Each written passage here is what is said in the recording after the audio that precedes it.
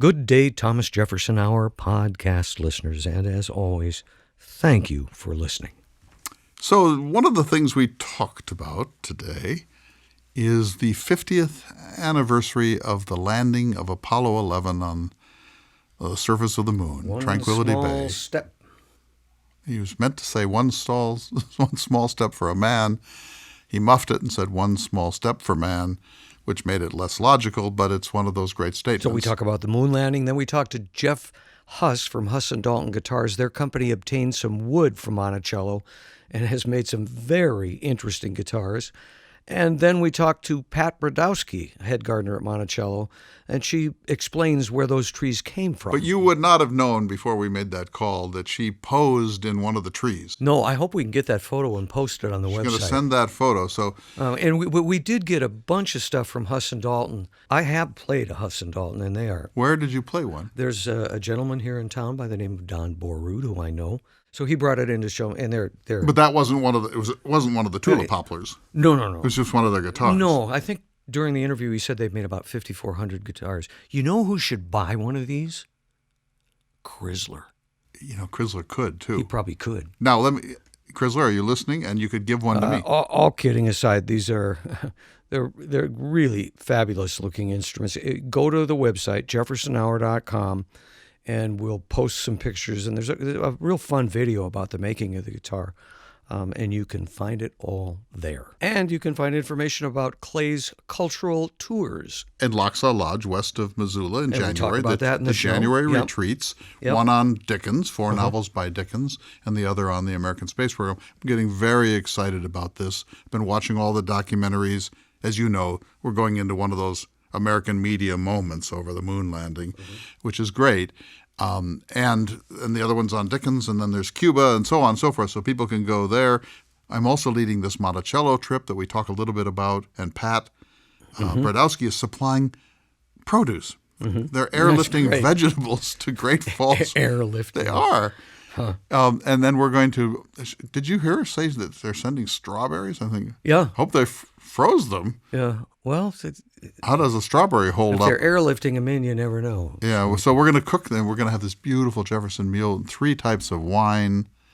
It's amazing. It's time to go to the show, but I also want to remind listeners that we really appreciate your support for the show, even just emailing us, telling us what you think, or asking President Jefferson a question. You can do that at the website.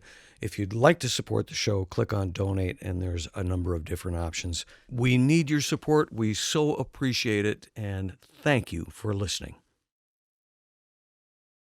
Good day, citizens, and welcome to the Thomas Jefferson Hour, your weekly conversation with or about President Thomas Jefferson. Seated across from me this week is the creator of the Thomas Jefferson Hour, Mr. Clay Jenkinson. Good to see you, sir. It's good to see you, my friend. David Swenson, the semi-permanent guest host. We have a fun show this week. We have a couple of special guests with some pretty interesting subject material, wouldn't you say? But before we go there, July is a pretty special month for a couple of reasons. Obviously, Jefferson's favorite holiday, the 4th of July. The one he invented. But also the 50th anniversary of the moon landing.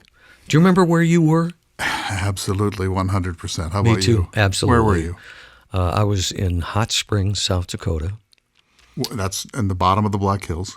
With a bunch of my rock and roll You were a young rocker from then. a previous life. We were on tour. We had a big bus, all painted up and stuff.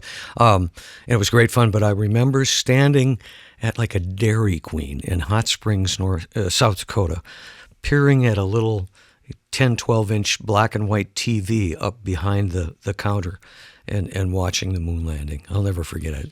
So wait, I'm trying to do the math here. You were 16 or 15. I was, yeah.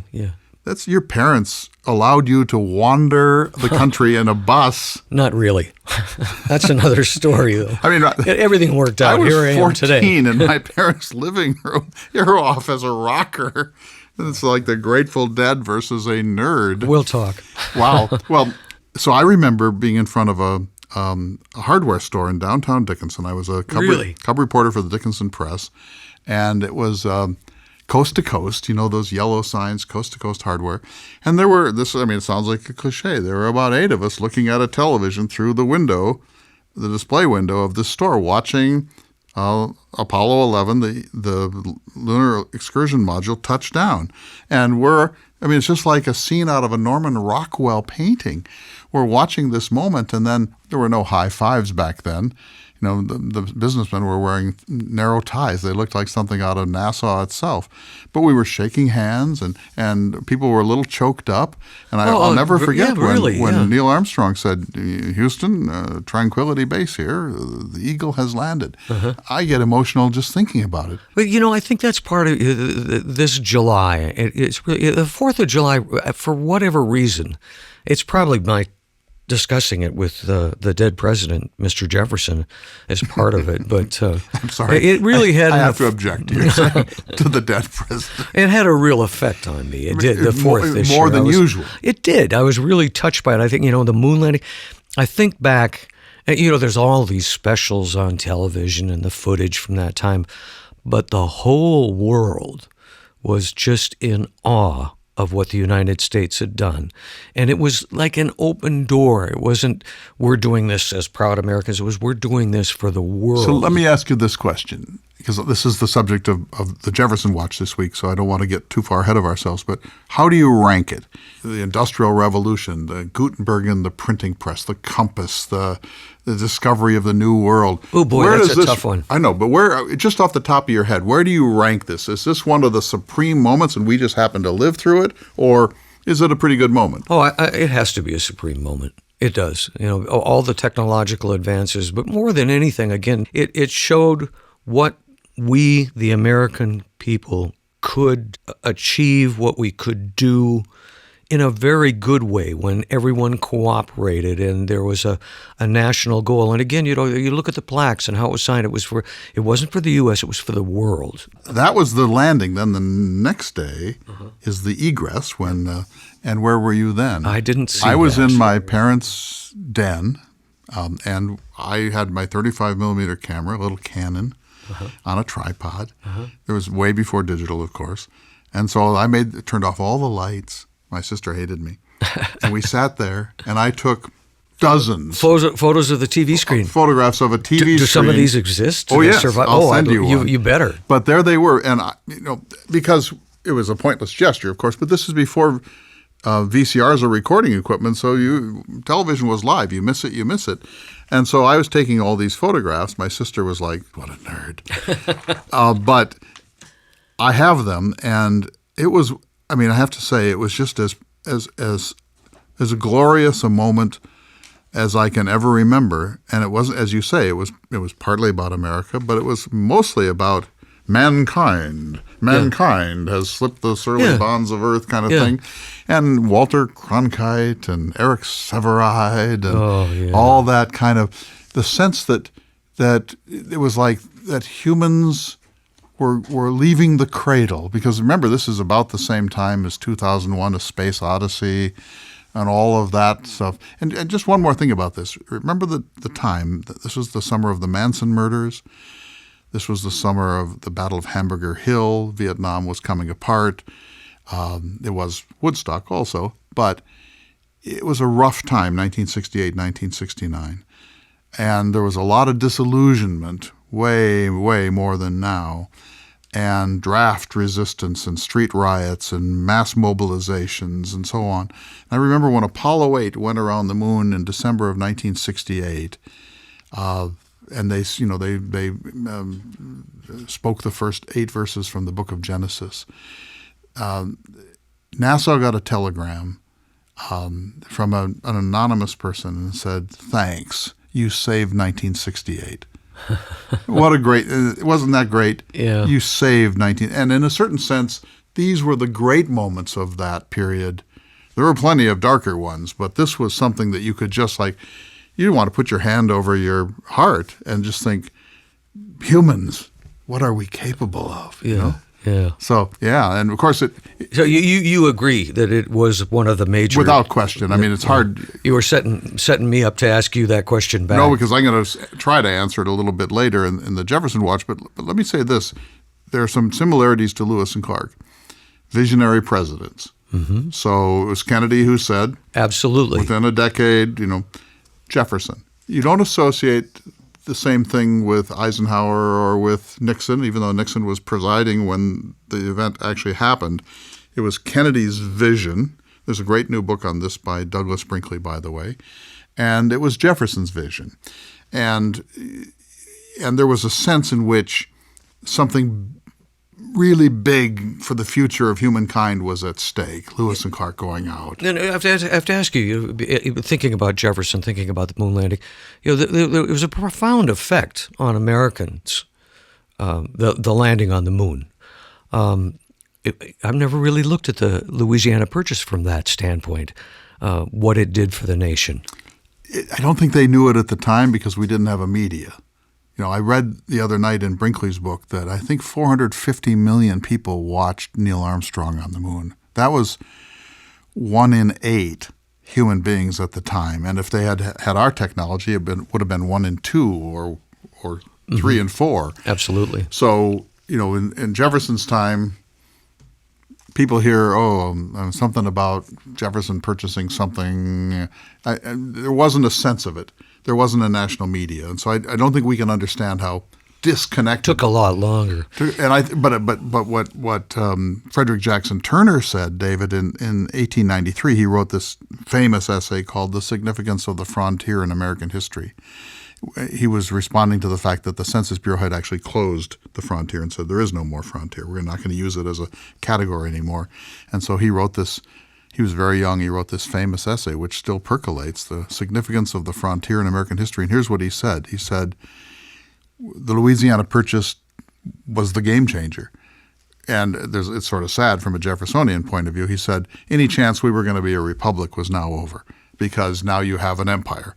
And when you have an empire, you need infrastructure, you need canals, you need roads, you need a post office, you need a military, you need big government, that you need territories, so that if we were ever going to be a republic, we should have turned away from the Louisiana Purchase. But Jefferson was no fool. His view was, whoa, wait a minute.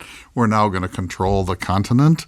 That we may not be a republic, but we're going to be the most extraordinary civilization that ever lived on the face of the earth. So it's a pivotal moment, but its implications weren't yet fully understood. And just before I came in today, I got a call from a 86-year-old Rhodes Scholar from Wichita who knows a little bit, I guess, about my work, and he wants to form a foundation to bring attention to the Treaty of 1868, which guaranteed the Black Hills to the Lakota forever. And as you know, they've never given up. They were offered over $200 million in the 1980s to just get over it. They said, no way. Still sitting Money there doesn't mean interest, a thing to us. They've said no. And so he wants the world to come to terms with this and for us to return much of the Black Hills to the Cheyenne and the Lakota. All I want to say is that these conquests, Lewis and Clark, the American West, the peopling of the continent, the Louisiana Purchase and its aftermath, these things came at a cost. It came at a cost to the human spirit. We have to face that too. We need to take a break, Clay, but before we do, I would be remiss if I did not point out to your listeners that you have 2 humanities retreats coming up in Montana, and one of them, at least one of them, is dealing with Apollo, and I think people would be interested to hear about that. People can go to the website jeffersonhour.com and to tours, and there are a bunch of them. But in January, right? But in January, there are these 2 retreats at this fabulous lodge. And it's beautiful, beautiful weather. This is like the lodge of your dreams. And one of them is on Charles Dickens, 4 novels by Dickens, and the other one is on the space program. And we'll be doing a lot of talking about all of this. There are a number of books that you can see recommended on the site. Douglas Brinkley's new book, American Moonshot, is a strange book because it's really about John Kennedy. As much as it is about the moon landing. But the answer is no Kennedy, no moon landing. I mean, how we pulled that off at all is almost unbelievable. It could never have been done if we hadn't felt the deadline, and frankly, it could never have been done if Kennedy had lived. It was Kennedy's vision an impossible goal, coupled with the new frontier enthusiasm that led to the Peace Corps and all of that, coupled with Kennedy's martyrdom on November 22nd, 1963, and Johnson's determination to see this through for Jack. If you take those elements out of it, we would not have landed on the moon. We might still not have landed on the moon. It was a crazy project that was made possible by triumph and tragedy. So if you're interested, go to jeffersonhour.com. We do need to take a break now. And when we come back, we have the first of a couple of special guests. Indeed. We'll be back in just a moment. You're listening to the Thomas Jefferson Hour. Welcome back to the Thomas Jefferson Hour. We are so excited for the conversation we're going to have with our next guest, Mr. Jeff Huss, and he has come to visit us from Virginia. Perhaps you can tell us a little bit about yourself, sir. Well, thank you for having me here, first of all. My name is Jeff Huss. I'm a North Dakota native, but I've lived in Virginia since 1984, and I'm a guitar maker. And so I have a company there. I have a partner, Mark Dalton, and we have a company called Huss Dalton Guitars. In Staunton, Virginia. In Staunton, Virginia, which is about 25 miles west of Monticello. We've been in business since 1995. How many guitars do you think you've made?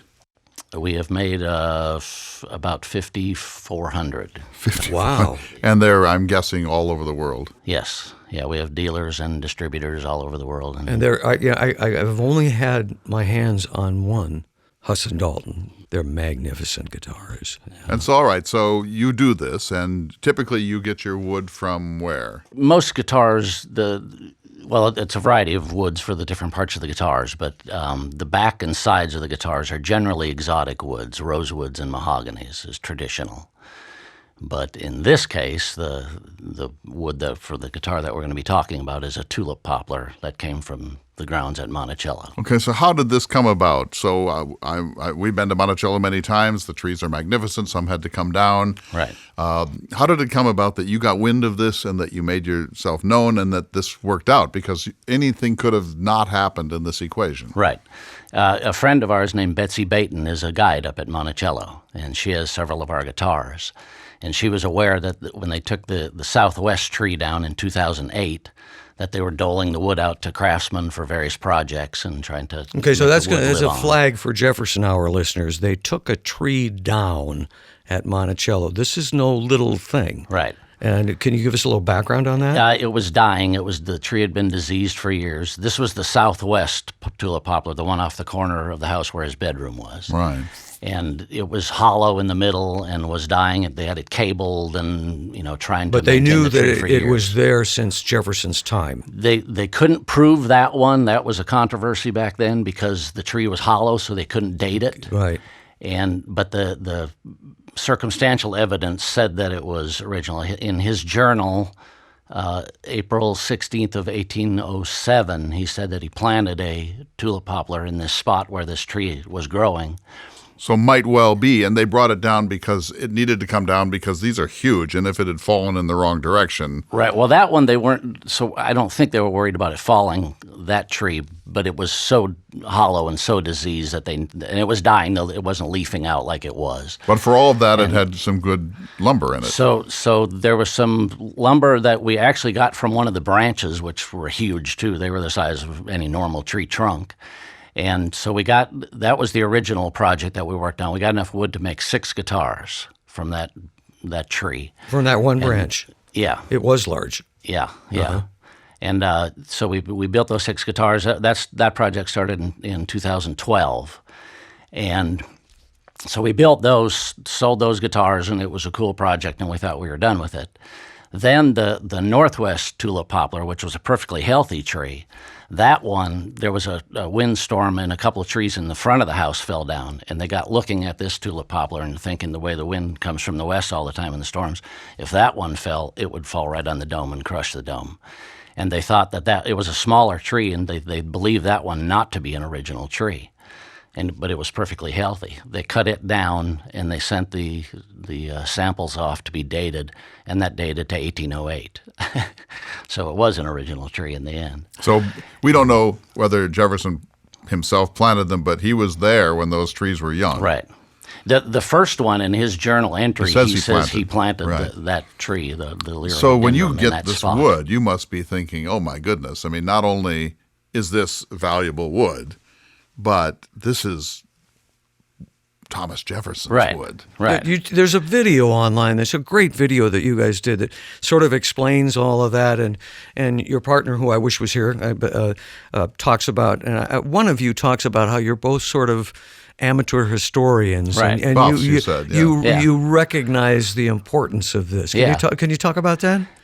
Yeah, I mean it makes it so real to you read history and which I love to do, but you could be reading a good novel too. But when you go someplace and go to the house where this actually happened, and then in this case, get this wood from this tree that he, from that first one, that he maybe personally planted the tree, and then to be able to build a guitar out of it, which I would like to think that he would think that was a good use of the wood. I would think so. Live on. Well, you've got a couple things going for you.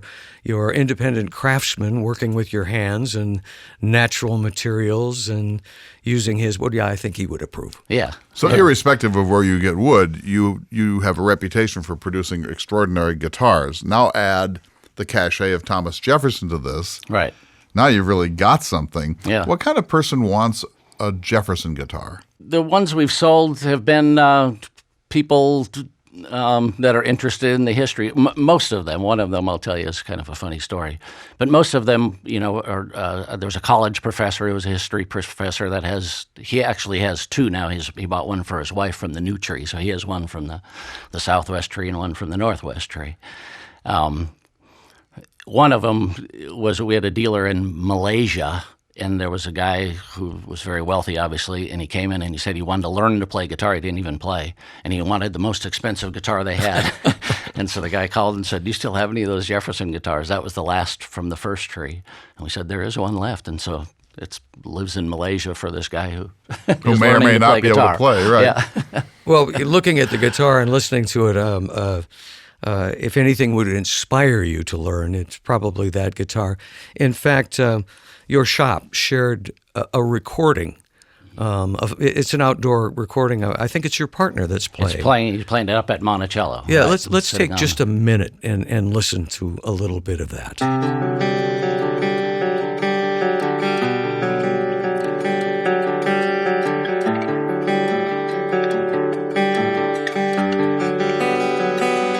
Once you decided to do this, then you had to think, well, what kind of ornamentation or what else should we do? And you have incised the Declaration of Independence on some of these. Right. On this new version from the Northwest tree, there's a laser engraving of the opening of the Declaration of Independence on the back of the guitar.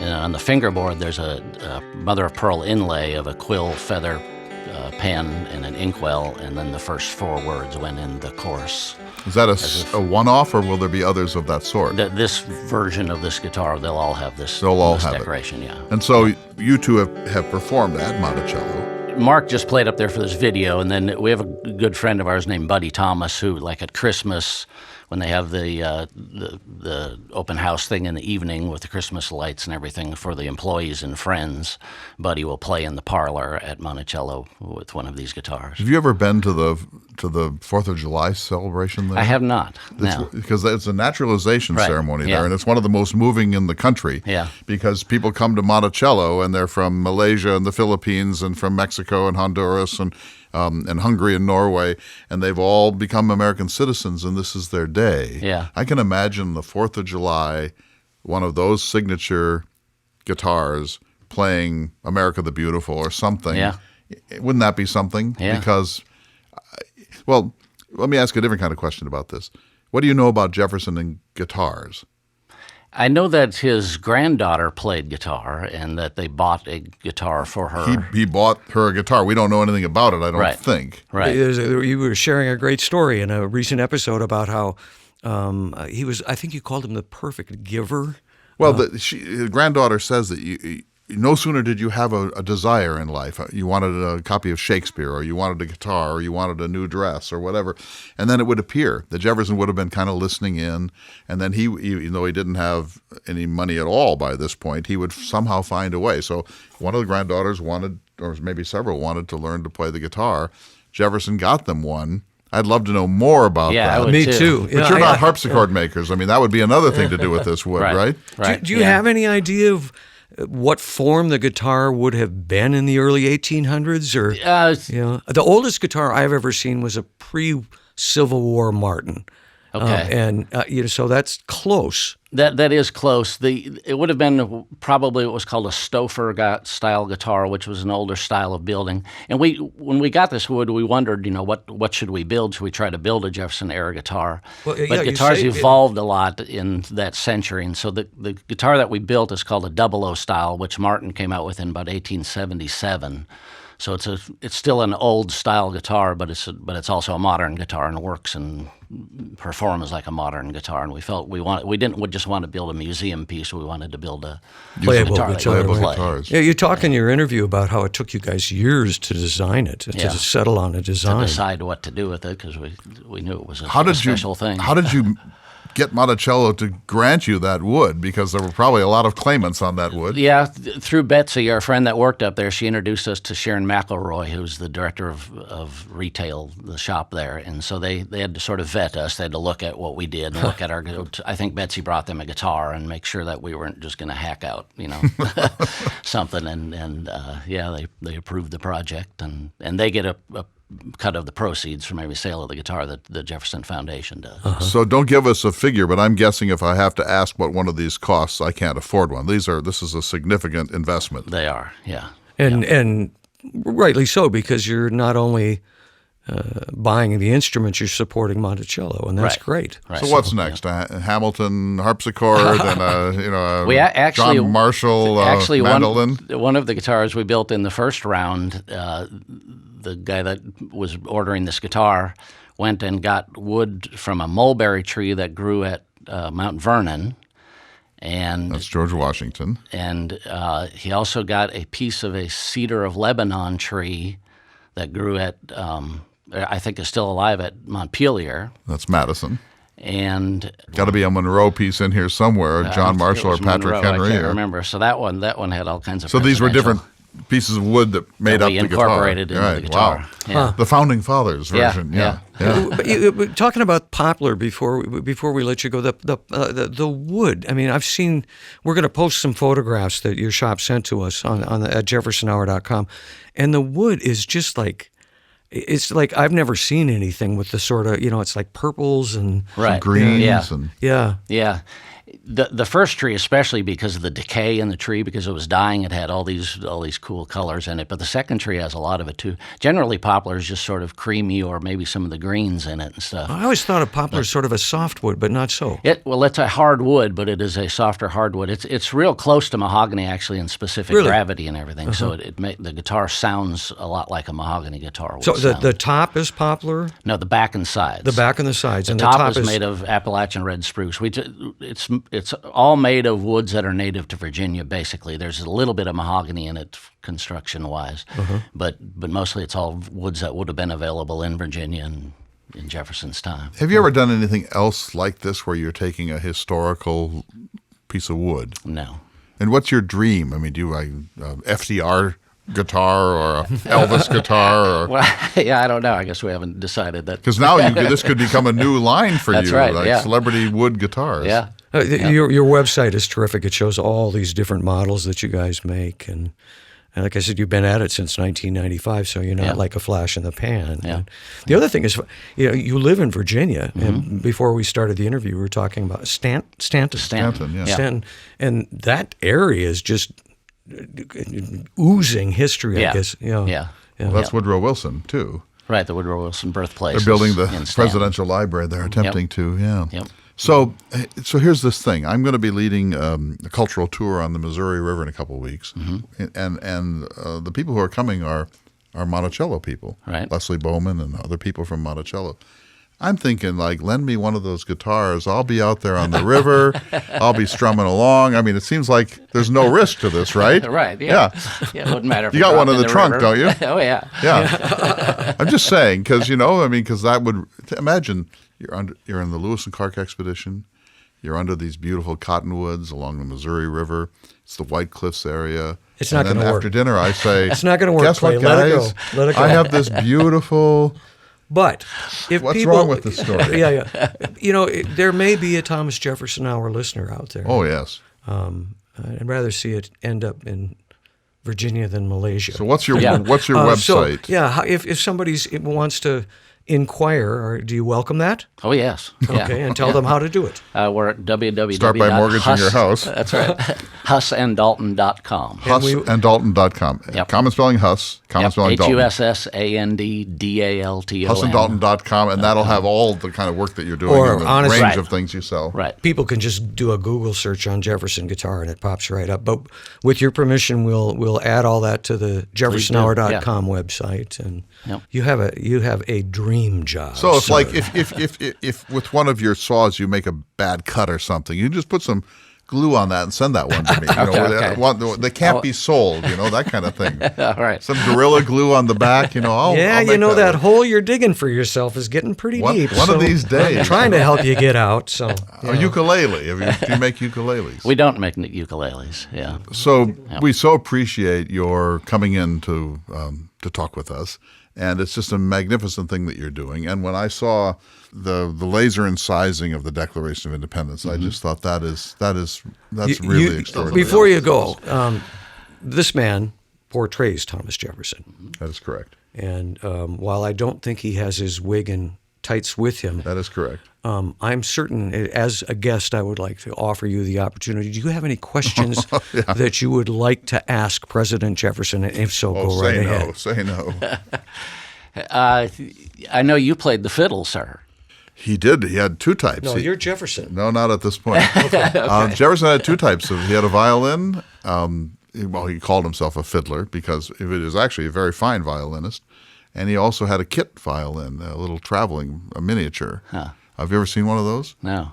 So they were for travel, and they were basically this half size. Okay. And so he had two.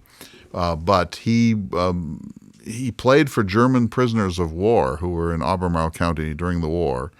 And the wife of a German general said it was the finest violin she had ever heard. Really? So it doesn't sound like he's a fiddler, right? Yeah. It sounds like he Yeah. really knew what he was doing. He also had one of the largest sheet collections, music collections in the country, maybe in the world. Huh. But a lot of that was for his daughters, pianoforte and harpsichord. Right. He stopped playing the violin in 1786 when he broke his right wrist. You fell off the horse. Well, that was earlier. Okay. This time he fell over a fence, Showing off. showing off for a lady Okay. in France. And he said his arm was badly reset and he just didn't play anymore after that. But he was apparently a good violinist. Did they know what happened to his violin? Do you know? I don't think we know. There's a book by Helen Kripe called Jefferson and Music, and so I'll look in there, but I don't think we know where the violin Well, is. we did have a guest on once that thought he had found a violin that may have That belonged. may or may not. That's that right. was an interesting discussion. But no, but I think it would be interesting to know what that guitar was if we Yeah. could find too. that out. Yeah, I would too. And then if you could figure out what it looked like, Yeah. might be worth making one, Yeah. maybe to present to Monticello. They can mortgage their house, But I think that it'd be fun to see what that guitar looked like and where Jefferson got it and who made it. Right. Yeah. Jeff, it's really a pleasure to meet you. I hope you enjoy your time here in North Dakota. And thank you so much for taking some time to come in and tell us about this fabulous work that you're doing. Thank you for having me. I've enjoyed listening to the program, and it's an honor to be here. It was great to talk to Jeff. I'm so glad he had a chance to stop in, and it is unfortunate that he couldn't bring a guitar for us to see, although there's some terrific photographs on the website if you'd like to. They're amazing looking guitars. How long it took him to design it and all that. So we have to thank him, and we will put a link up to Huss and Dalton Guitars if there's any Jefferson Hour listener out there interested in purchasing one of these and really supporting Monticello by doing it. With that, we're going to take a short break, but when we come back, we have another special guest Miss Pat Brodowski, our favorite gardener in the world. who will give us a little a report on the gardens and also a little bit of insight as to why those trees came down. We'll be back in just a moment. You're listening to the Thomas Jefferson Hour. Welcome back to the Thomas Jefferson Hour. We're so pleased to continue our conversation this week with Pat Brodowski, head gardener at Monticello. Now, we're talking to you just after the big 4th of July weekend at Monticello. There's a naturalization ceremony there. I think you said you had crowds of 5,000 people? Probably, and there was like 75 citizens being naturalized. It's a fabulous time with all the family members of those new citizens, and then endless local people, because it's a free morning at Monticello, and there's a lot of free food and snacks. And give us the midsummer crop report for the gardens at Monticello. So yeah, we've pulled out the brassicas. Generally, we have maybe one patch of cabbage left for the summer campers, and all the potatoes are out. All the pea crops have been harvested and dried and stored into the second lettuce crop.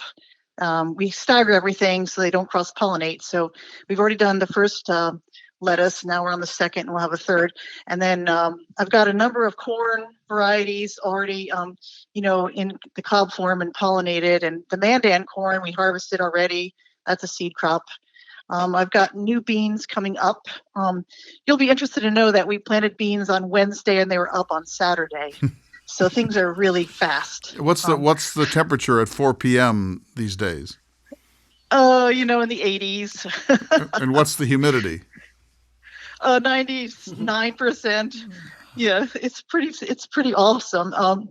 We do have irrigation now. In July, we really have to irrigate because the ground is so incredibly hot that we have to keep it cooled off. And so generally we plant, I try to teach everyone planting like 3 or 4 inches deep so that roots are in a cold zone. It's just incredible. So how did the master handle the problem of the heat? He didn't irrigate. No, he would have had a lot of wilting, and then he had some cisterns to hold water. I doubt they hand watered crops, but the brilliant thing he did was to grow crops from hot climates. So he was using the crops that were from the enslaved community, like okra and eggplant and gherkins, the sesame. There's certain heat-tolerant crops, and then a lot of melons. Once a melon gets established, it's just fine. I call it the water bottle on a vine. It just will keep going and suck all the moisture it needs to make the fruit. And Pat, we want to ask you about trees at Monticello, but before I do, I'm leading a cultural tour, including a lot of Monticello's friends on the Lewis Clark Trail at the end of the month, and we're having a special meal, which will be French cuisine on the Missouri River, and you are contributing to that from the gardens at Monticello. Explain that. Yes. So I did hear about this some time ago, fortunately. So when the peas came in, we took those Tom Thumb peas, which are very prolific. We saved you 3 pounds of those. I blanched them and put them in the freezer. And we also saved you 3 pounds of alpine strawberries. We can send you all kinds of tomatoes and maybe some eggplants. And you can hand it to your chef and say, do something French. But thank you for doing all that for us. Yeah, it should be delightful. I wish you could be there. Now let me change the subject. We had the great joy a few days ago of welcoming into our studio one of the guitar craftsmen who has used tulip poplars that were cut down at Monticello to make these guitars. David, you can explain it better than I. Well, the gentleman's name was Jeff Huss, and he's with Huss Dalton Guitars. Because one of the poplars had to come down years ago, they obtained some of that wood and made just a limited amount of guitars, but they're just fabulous. They're a specially designed Jefferson guitar. And now another poplar came down, and he told us the story of how it came down and how they had established once it was down the age of the tree, and that, in fact, Jefferson was there when it was planted, which was, I guess, a bit of a surprise to everyone. Are you familiar with that? If you ever look at the old pictures of Monticello, from the west lawn, there was a poplar, a really gigantic tulip poplar on each side of the portico. And so the first one that came down was the hollow one. And that was a tragic thing, that if the tree had collapsed, it would have taken away, the Jefferson's library and study and everything. So on the other side, there was a gigantic twin to it, and we had a really terrible storm that took away huge trees were taken out. And the thought was, if we had a storm and that tulip poplar landed on the house, it would crush through the dining room and the upstairs. And so the original idea was to take off one branch, and they thought maybe it would weigh a ton or something, but it was a 4,000-pound branch.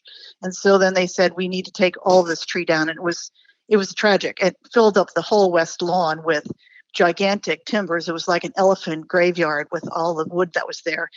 The tree trunk itself was hollow, and it was big enough that you can actually climb through it. And so I've got a picture of myself climbing through the tree trunk. They put some sections of it down on our nature trail, the Saunders Trail. And I think there's still pieces there that kids can climb through, and you can poke your head through where the branches came out. Well, they made other parts of it into bowls and pens, and then apparently the wood for the guitar. And what the really beautiful thing is that there's a little sprout of that tree that's come up, and it's probably 30 feet tall now. It's from the same original wood as this tree. I believe it's from 1808. So now we have this new generation coming up. The tree continues. Really, that's amazing.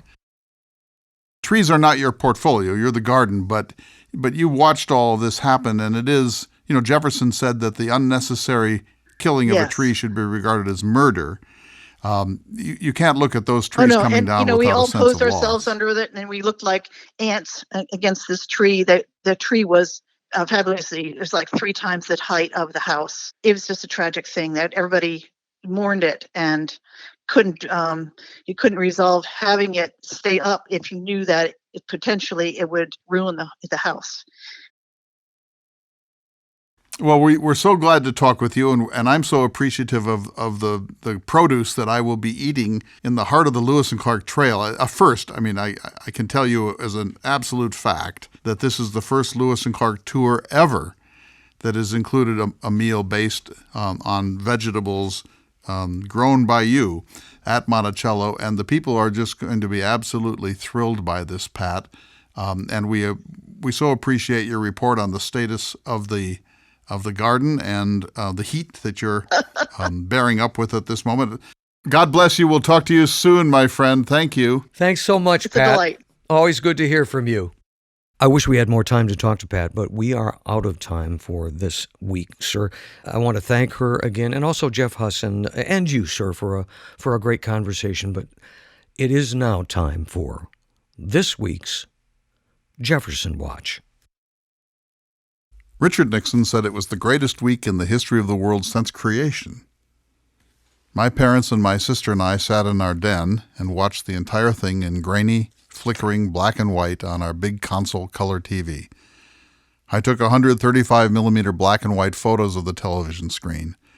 We listened in awe as Walter Cronkite gushed and goshed, and our own North Dakotan Eric Severide intoned one insight after another about the significance of humanity breaking free of the Earth's gravity and traveling for the first time to another celestial sphere. I thank God that I was alive when it happened. It was surely the greatest human achievement in my lifetime, one of the handful of greatest moments since we crawled out of the sea and found a way to stand upright. Now we don't even have a rocket capable of putting a person into space. We have to beg rides from the Russians. Think of the political leverage that gives them. We not only don't seem to care that the Chinese are going to be the next on the moon, but most Americans are actually unaware that Sputnik-like moment is coming sometime in the next decade. As with so many things America does, we accomplished it, and then we got bored and moved on. If the moon landings of 1969 to 72 represent one of the greatest single moments in human history, the aftermath, been there, done that, bought the Tang and the Velcro, is one of the saddest indications of America's turn away from the Enlightenment. We have the national attention span of a walnut. The Apollo moon landing should have been the beginning. Instead, they were the end. It seems so long ago now. The space shuttle was uninspiring. 2 of them came apart above our skies. Our unmanned probes are doing fabulous work all over the solar system and beyond. But there's no James Cook now, no Meriwether Lewis, no John Wesley Powell, No Charles Lindbergh, no Sir Edmund Hillary, no Thor Heyerdahl, no John Glenn, no Neil Armstrong, no Yuri Gagarin. How did we descend from Neil Armstrong and Buzz Aldrin to Bill Gates and Steve Jobs, from Alan Shepard to LeBron James? If you try to make a list of the greatest achievements of human history, the Panama Canal seems pretty impressive until you compare it to the landing of humans safely on the moon and bringing them home again. In the long run, the Panama Canal has done more for human prosperity, but it has done far less for the human spirit. The Panama Canal and the Verrazano Narrows Bridge, the California Water Project, and the Empire State Building are magnificent achievements, but they are local and infrastructural. But leaving the home planet for the first time to ease a capsule down gently on another celestial orb, even one so close as the moon, belongs to a wholly different category of human aspiration and achievement. It has the feel of a graduation ceremony, the opening of a new epoch in human history. It's a rite of passage that any technological civilization must eventually reach. We could easily have failed in 1969. If the Eagle had crashed into the Sea of Tranquility, if the Ascent rocket had failed to fire and left Aldrin and Armstrong stranded on the moon, if the navigation had been imprecise and Apollo 11 had sailed past the moon into a helpless orbit around the sun, the whole enterprise might have just been canceled. And all the critics who said we should have been feeding and housing the poor or finding an honorable way to end the war in Vietnam would have celebrated through their tears. It's not just the fact that we did it, 6 times, 12 astronauts walking the surface of the moon, but that we were able to do it.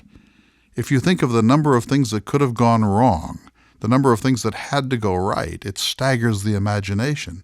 It's not so much about the actual achievement, it's about the boldness, the cultural confidence, the vision, the devotion to Newtonian science, the faith in the capacity of engineering, the inventiveness, the willingness to take extremely expensive risks, the free society's willingness to do something unbelievably dangerous on public display, the belief in progress, the sense that there's nothing humans can't accomplish if they focus their mighty energies on it, the wild exuberance of it.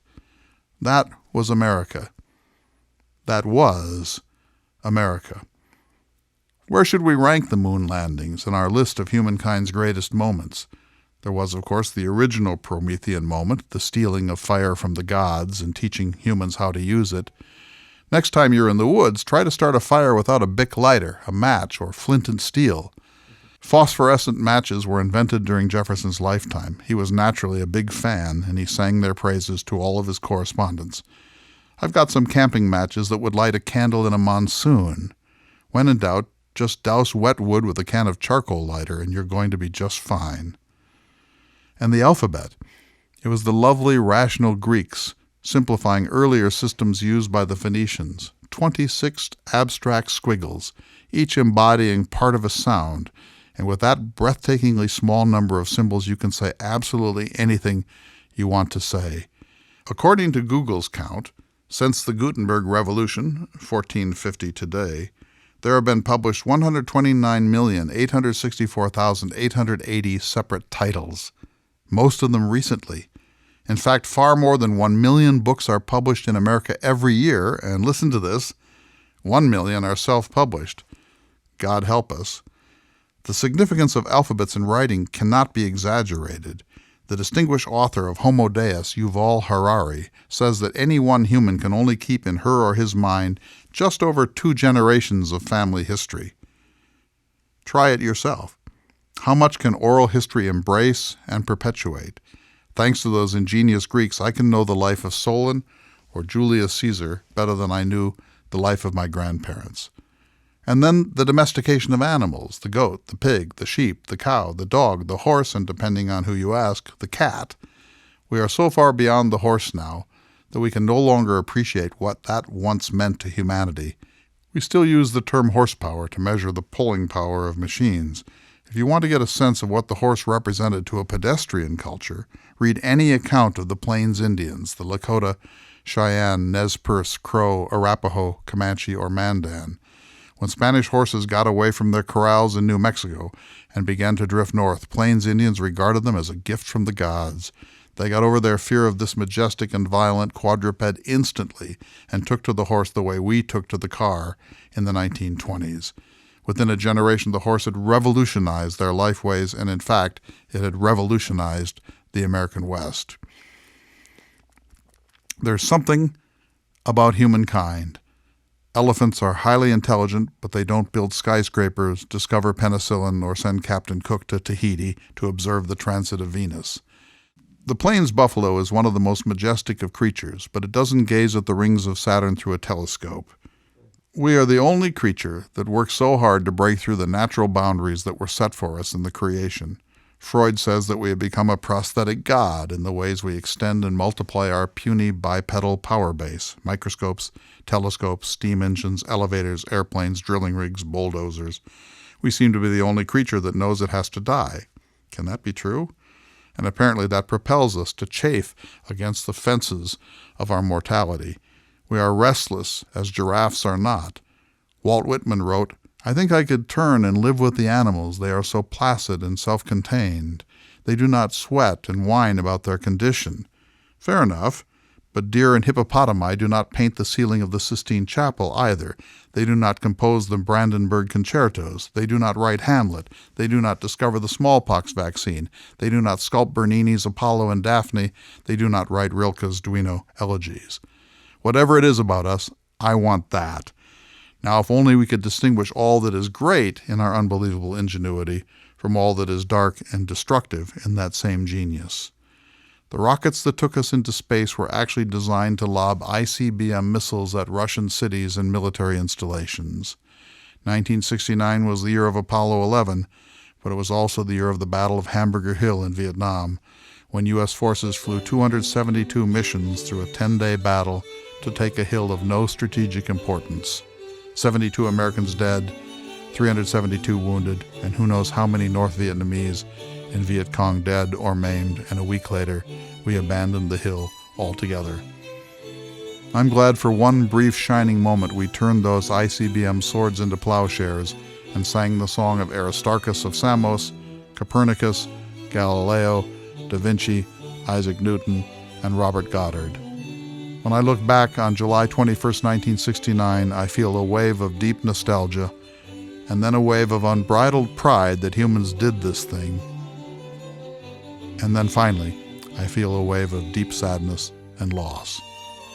I'm Clay Jenkinson. We'll see you next week for another exciting edition of the Thomas Jefferson Hour.